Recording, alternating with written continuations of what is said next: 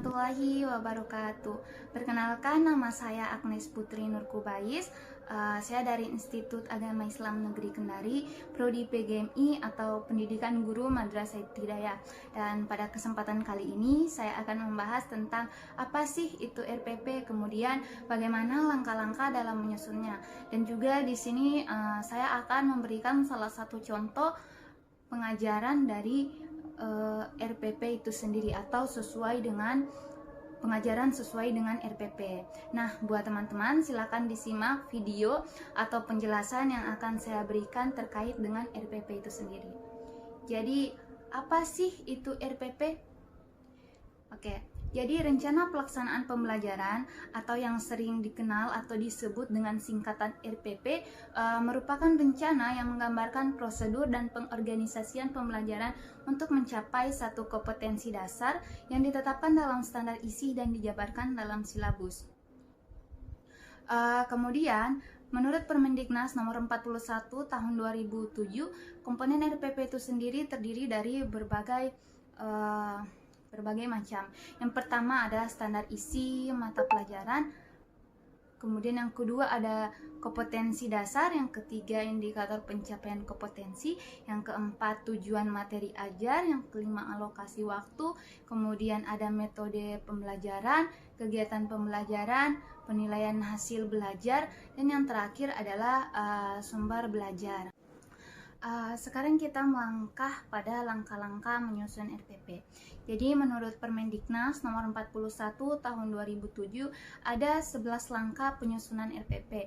Yang pertama, menuliskan identitas mata pelajaran yang meliputi sekolah, mata pelajaran, tema, kelas atau semester, kemudian alokasi waktu.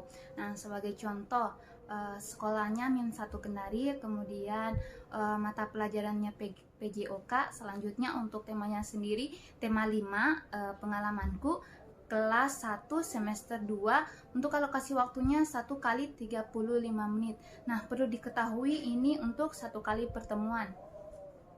Oke, kemudian langkah kedua yaitu menuliskan standar kompetensi. Standar kompetensi merupakan kualifikasi kemampuan minimal siswa yang menggambarkan penugasan, penguasaan pengetahuan, sikap, dan keterampilan yang diharapkan dicapai pada suatu mata pelajaran. Contohnya, memiliki perilaku jujur, disiplin, tanggung jawab, santun, peduli, dan percaya diri dalam berinteraksi dengan keluarga, teman, guru, dan masyarakat. Kemudian langkah ketiga adalah menuliskan kompetensi dasar.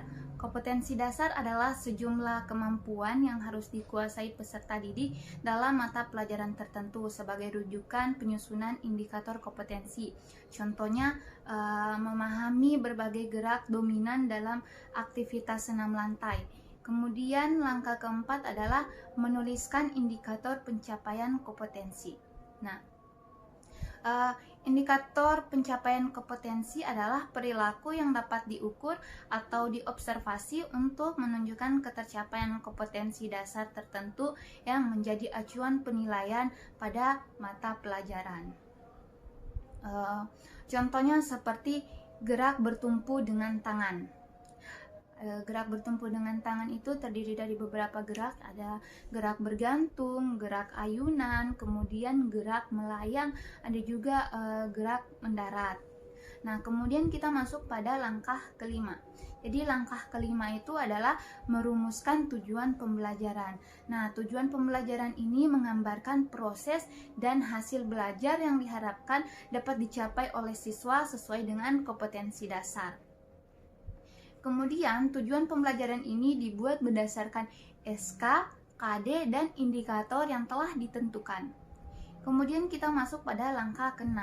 Nah, langkah ke-6 ini adalah materi ajar. Materi ajar itu memuat fakta, kemudian konsep, prinsip, dan prosedur yang relevan dan juga ditulis dalam bentuk peta konsep sesuai dengan rumusan indikator pencapaian kompetensi.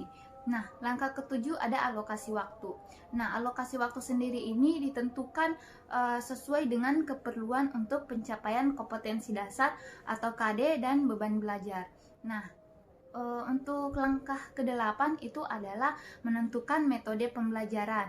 Kemudian langkah ke-9 penilaian hasil belajar. Dan untuk langkah ke-10 adalah menentukan media atau alat atau penentuan sumber belajar. Nah, penentuan sumber belajar ini didasarkan pada SK dan KD serta materi ajar, kemudian kegiatan pembelajaran dan indikator pencapaian kompetensi. Nah, yang terakhir yang itu langkah ke-11 atau langkah terakhir yaitu merumuskan kegiatan pembelajaran. Nah, kegiatan pembelajaran ini meliputi pendahuluan, inti dan penutup. Oke teman-teman, itulah pembahasan saya hari ini dengan sedikit ilmu mengenai RPP dan juga langkah-langkah pembuatannya. Selanjutnya saya akan memberikan contoh pengajaran sesuai RPP yang telah dibuat. Mohon disimak ya. Assalamualaikum warahmatullahi wabarakatuh. Selamat pagi anak-anak. Bagaimana kabarnya hari ini?